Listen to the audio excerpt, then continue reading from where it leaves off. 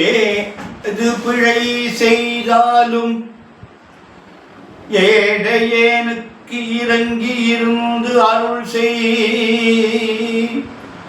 தீது புரியாத தெய்வமே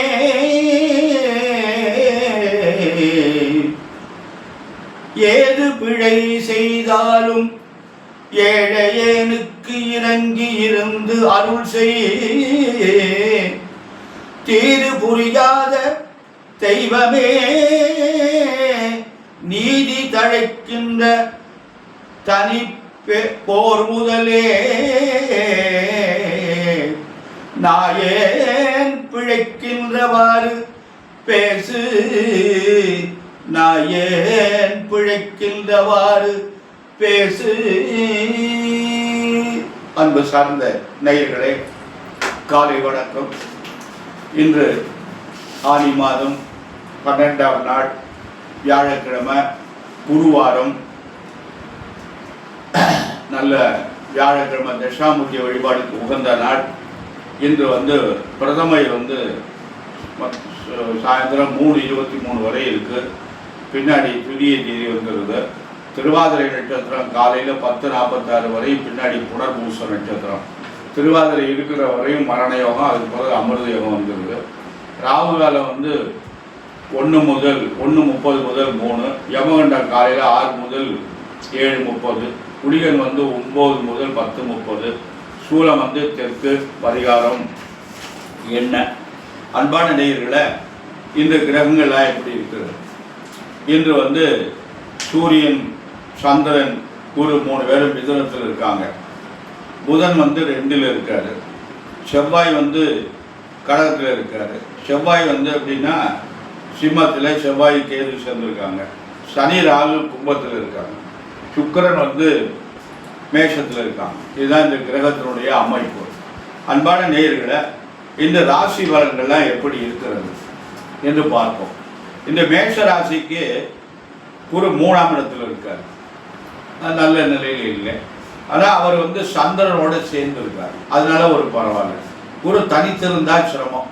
சந்திரனோட சேர்ந்து இருக்கிறதுனால பரவாயில்ல அப்படின்னு ஒரு கருத்து சொல்லலாம். ஆனால் இந்த சனி ராகு 11ஆம் இடத்துல இருக்கார். மேஷராசிக்கு இது ஒரு அருமையான அமைப்பு.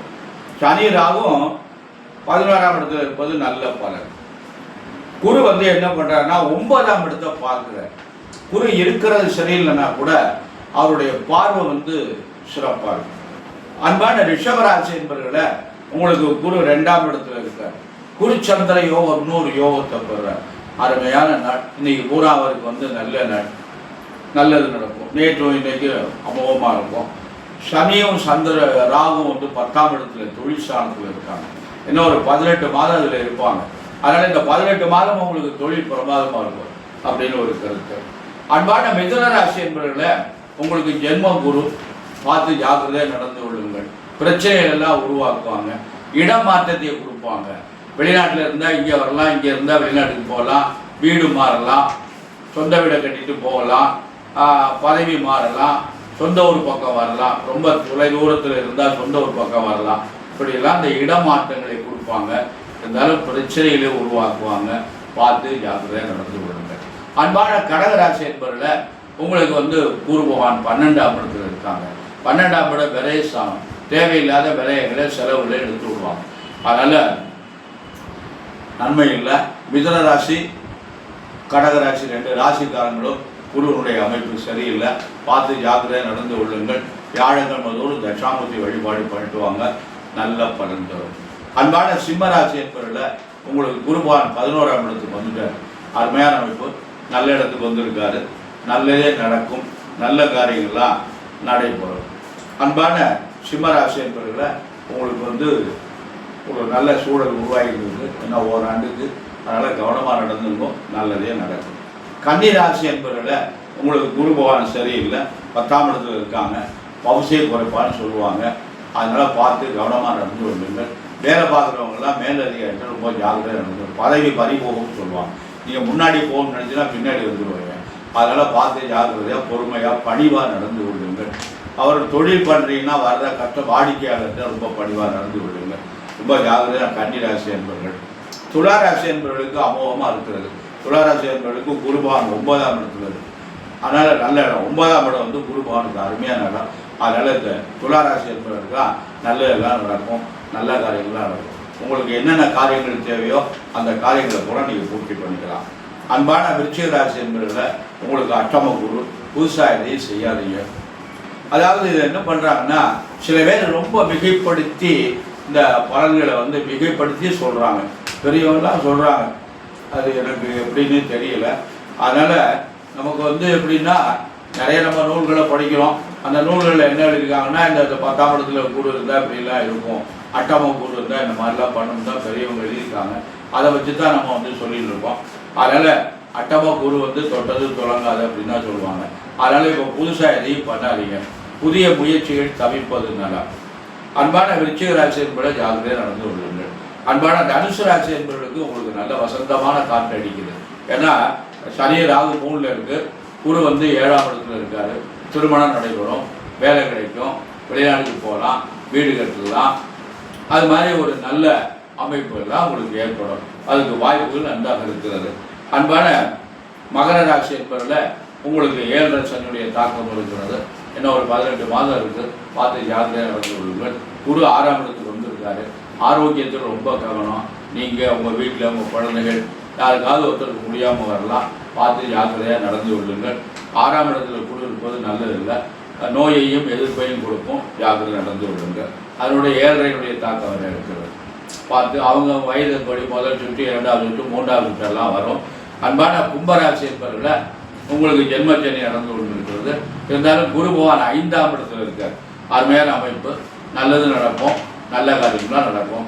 என்னையா நல்ல காரியம் நல்ல காரியம்னு சொல்றீங்களே அப்படின்னா, அவங்கவுங்களுக்கு தேவையான காரியங்கள், அவங்கவுங்களுக்கு வயதுக்கு தேவையான காரியங்கள். மொத்தத்தில் பெரிய கோடீஸ்வரன் ஆயிடுவேன், புதையல் கிடைக்கும், அதை கிடையாது நான் சொல்ல விரும்பல. அதனால் அவங்கவுங்க வயதுக்கு தக்கபடி, இப்போ நல்ல வாலிபமாக இருந்தால் நல்லா மேலே படிக்கலாம், வேலைக்கு போகலாம். ஒரு திருமண பருவமாக இருந்தால் திருமணம் பண்ணலாம். 30 வயசு மேலே இருந்தால் வீடு கட்ட ஆரம்பிக்கலாம், வெளிநாட்டுக்கு போகலாம். இப்படி அவங்கவுங்களுக்கு என்ன எதிர்ப்பு, இப்போ வயசானவங்களாக இருந்தால் நிம்மதியாக அமைதியாக இருக்கலாம். இப்படியெல்லாம் ஒரு அமைப்புகளை ஏற்படுத்தும். அன்பான மீனராசி என்பதில் உங்களுக்கு குரு பகவான் சரியில்லை, 4ஆம் இடத்துல இருக்காரு. 4ஆம் இடத்துல இருந்தாலும் அவர் 10ஆம் இடத்தை பார்க்குறதுனால தொழில் நல்லா இருக்கும். ரொம்ப கஷ்டமான நேரம், ஏன்னா 7.5 வரை ஆரம்பிச்சிருக்கு விரைய சனி. இருப்பினும் தொழில் நன்றாக இருக்கும், ஏதோ வருமானம் வரும். அப்படி வருமானம் வருவது பார்த்து கவனமாக நடந்து கொள்ளுங்கள். மீனராசி, கும்பராசி, மகர ராசி என்பதெல்லாம் 7.5 தாக்கம் இருக்கிறது. அதனால் சனிக்கிழமை தோறும் சனி பகவானுக்கு எள்ளு விளக்கு போட்டு காக்கைக்கு எள்ளு சாதம் வைத்து சனி பகவானுக்கு அர்ச்சனை பண்ணிட்டு வாங்க. வன்னி பத்திரம் கிடைச்சதுன்னா வன்னி பத்திரத்தினால அர்ச்சனை பண்ணணும். அன்பான நேயர்களே, நமக்கு வந்து இறை வழிபாடு ரொம்ப நல்லது. அதாவது நம்ம என்ன பண்ணணும்னு கேட்டிங்கன்னா, இந்த ஞானசம்பந்த இயற்றிய கோளறு திருப்பதிகம்னு ஒரு பதிகம் இருக்குது. அந்த பதிகத்தை நாம் வந்து சனிக்கிழமை தோறும் தினமே பாராயணம் பண்ணால் நல்லது.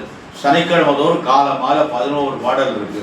வெய்யறு தோழி பொங்கன் விடமுண்ட கண்ட பெயர் நல்ல விண்டு தடவி மாசரு திங்கள் கங்கை முடிமேல் அணிந்தன் உலமே புகுந்ததனால் ஞாயிறு திங்கள் செவ்வாய் புதன் வியாழன் வெள்ளி சனி வாம்பி 2 உடனே ஆசரு நல்ல நல்ல அவை நல்ல நல்ல அடியாக வைக்க முடியும். இந்த பாடலை வந்து நம்ம சனிக்கிழமை தோறும் கால மாலை தினசரி பாராயணம் பண்ணாலே ரொம்ப நல்லது.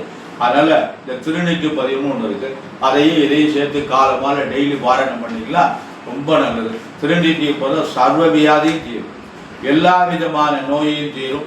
அதனால் அந்த வெப்பு நோயெல்லாம் தீர்ந்துடும்.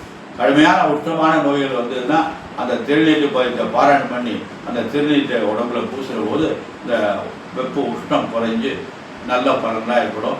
இது வந்து நான் சொல்லலை, ஞானசம்பந்த பெருமான் இயற்றிய இந்த வெப்பு நோயை தீர்த்து மன்னனுக்கு, பாண்டிய மன்னனுக்கு வெப்பு நோயை குறைப்பதற்காக பாடிய பாடல். அதனால் அரும்பெரும் பாடல், அருட்செல்வர்கள் நமக்கு தந்த மருந்து, அரிய மருந்து. அதனால் எல்லோரும் இறைவனுடைய நாமாவை பின்பற்றுவோம். இறைவனுடைய நாமாதான் நமக்கு நல்லது.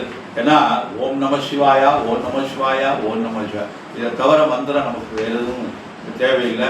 மற்ற மந்திரங்கள்லாம் படித்தா முடிஞ்சால் படித்துக்கலாம், இல்லைன்னா ஒரு மந்திரமும் தேவையில்லை.